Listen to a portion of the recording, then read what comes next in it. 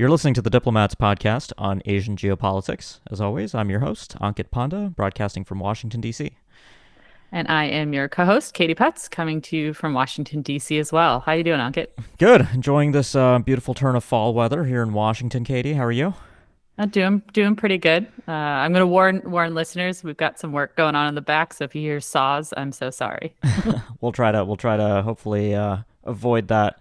But some things are just out of our control. But Katie, it's been a while since we've looked at Central Asia on the podcast. So I think we have a pretty good peg with the fact that, it is October 13th when we're recording.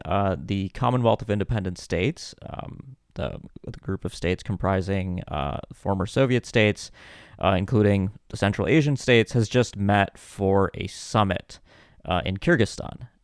And there's a lot to talk about here, I think, generally looking at regional geopolitics.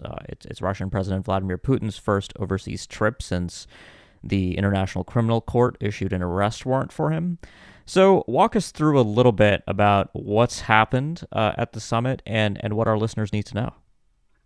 So, yes, the Commonwealth of Independent States, the CIS, it's sort of a successor to the Soviet Union. When the Soviet Union was collapsing, an agreement was signed between Belarus, Russia, and Ukraine, which effectively declared the USSR over. This is the Belovezh Accords, signed in early December of 1991, and at the same time sort of proclaimed the CIS as sort of the inheritor of this.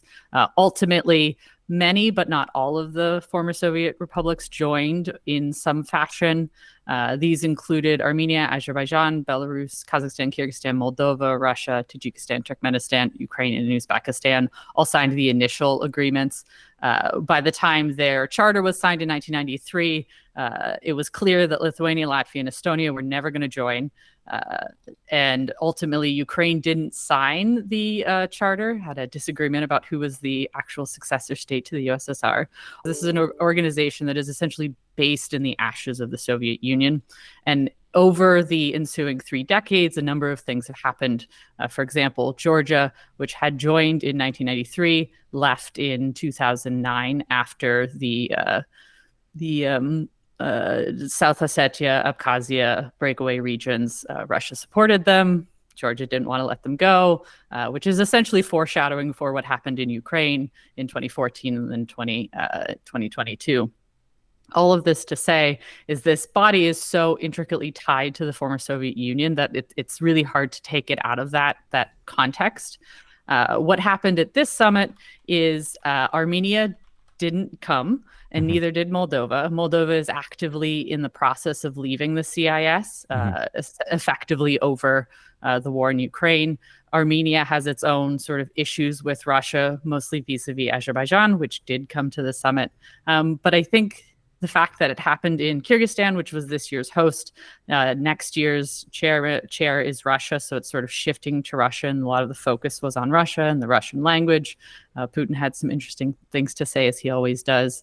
But I think it's just sort of this moment where the sort of spaces in the countries of the former Soviet Union are still trying to figure out like what it is that they mean to each other, and the sort of diminishment of the CIS, I think, is a product of that. Yeah, so this...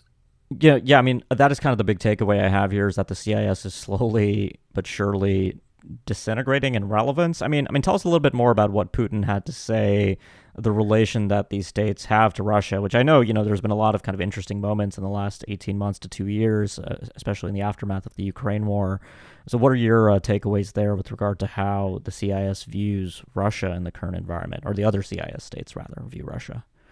Yeah, so it's kind of interesting, especially because Russia is the next chair. And so like all international sort of or groupings of this kind, whoever the next chair is gets a lot of focus in sort of the major summit. So I think that was going to happen anyway. But there is this heightened focus on Russia.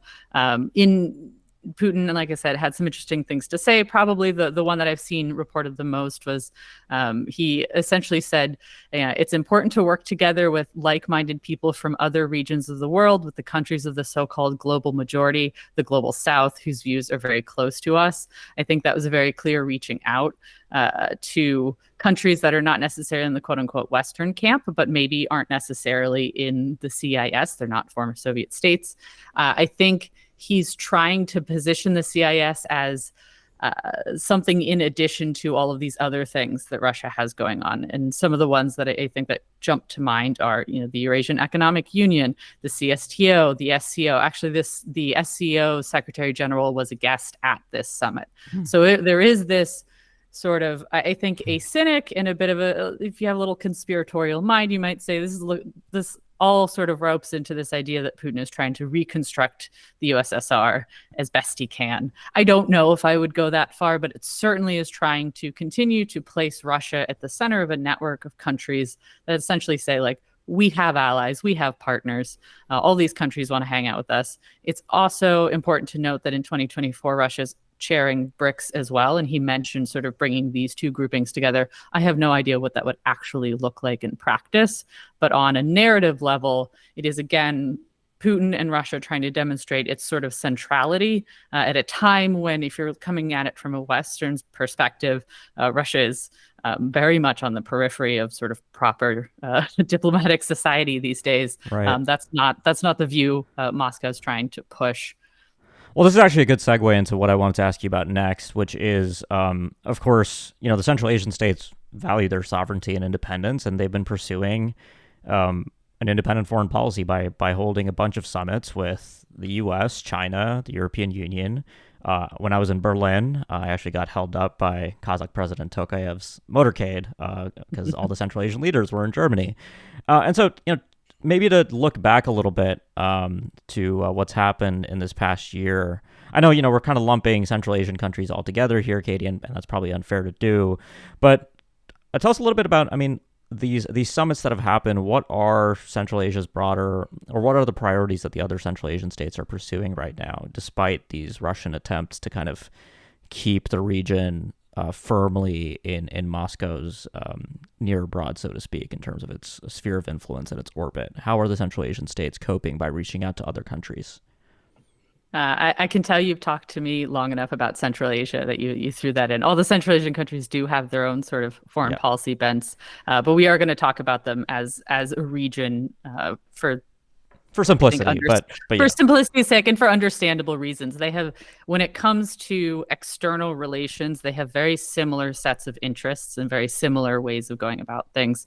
As you noted, this year, I think, maybe somebody can tell me I'm wrong, but I'm pretty certain this is the most number of meetings that all 5 Central Asian leaders have had with various other world leaders sort of in this steady drumbeat fashion. In May, all 5 were in Xi'an for a summit with Xi Jinping.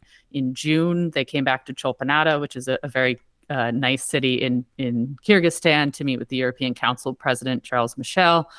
U.S. President Joe Biden hosted them in September in New York, and then German Chancellor Olaf Scholz met with them in September in Berlin after the New York meetings. And so that sort of steady clip, I think, points at this effort on the part of Central Asian countries to kind of remind all of these other powers that have interests and want things from Central Asia that they have their own thing going on. They will entertain all callers. I think this is a thing that Central Asia often gets sort of talked about as if Russia or increasingly China can just kind of push them around and tell them what to do. And that's not really how it's ever worked, and certainly not how it works. But with these diplomatic engagements, you're sort of seeing, I think, sort of a recalibration on the way that external powers like the United States, like the EU, sort of envision Central Asia, because, like it or not, Central Asia is attached to almost every major geopolitical issue of the day. If it involves Russia, Central Asia is a part of that conversation. If it involves China, Central Asia is a part of that conversation. And so, since those are sort of the two major sources of, I would say, sort of geopolitical tension, Central Asia ends up being part of that conversation. Mm-hmm. And I think it fits in sort of all of the Central Asian countries to certain degrees have what we like to call multi-vector foreign policies. It is their policy to talk to everybody and to try to work with everybody. They have specific things that they want. And they're certainly, this enables them to get away, I would say, with certain, in particular, human rights violations that are not great and are not good for the Central Asian peoples.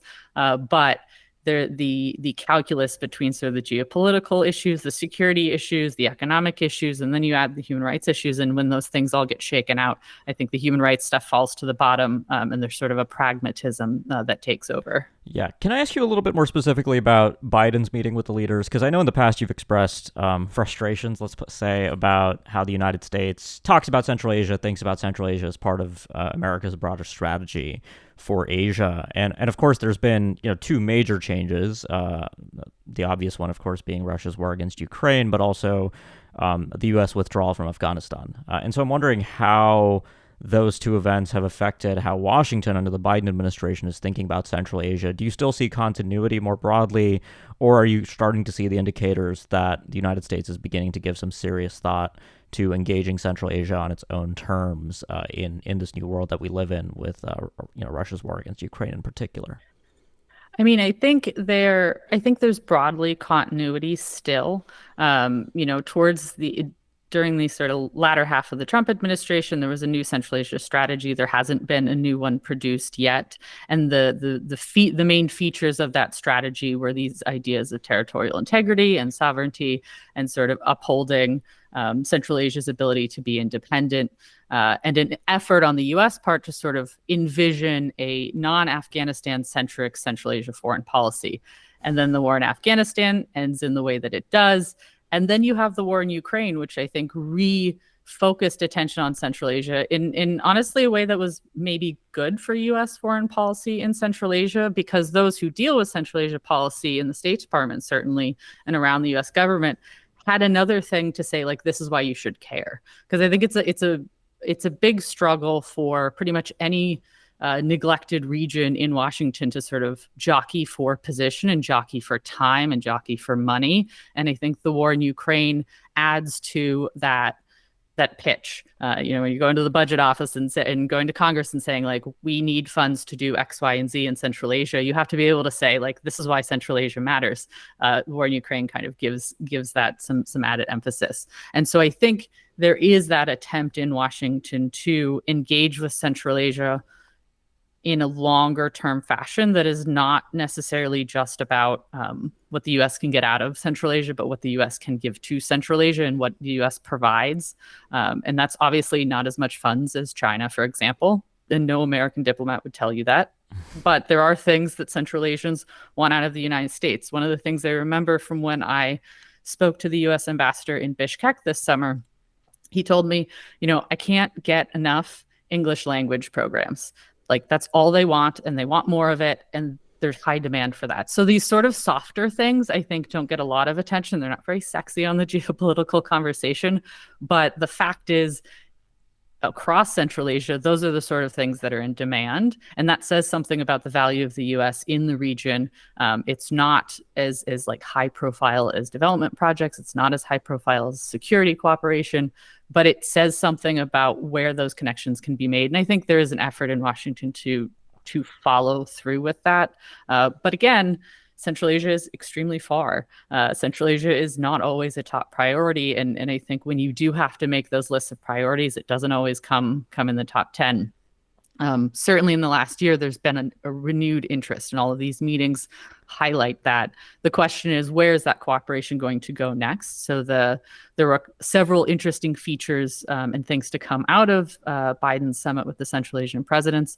One that I wasn't expecting, but also makes perfect sense in sort of the U.S. geopolitical positioning, was a discussion of critical minerals and Central Asia's role in that whole race, which is something I don't think comes to the top of almost anybody's mind when it comes to Central Asia, but then you think about it a little bit longer and maybe it should. And so that's something that I'm watching to see how that's operationalized and what is done, because that is the race for critical minerals and rare earth minerals, and that whole sphere is really important to the U.S. government. And so if that important conversation can involve Central Asia, then it might get a little bit more of attention in that sphere. So keeping an eye on that. Yeah, that's really interesting, that final set of observations you made on minerals in particular. I could imagine if the U.S. does produce a new Central Asia strategy, that it might be entirely subsidiary to the administration's broader China strategy, which, of course, officially the administration says, there's a separate strategy for X region, Y region, the Indo-Pacific. That's not a China strategy, but it's I think pretty difficult to deny that a lot of what the United States is doing around the world these days strategically is primarily driven by broader concerns about great power confrontation with China.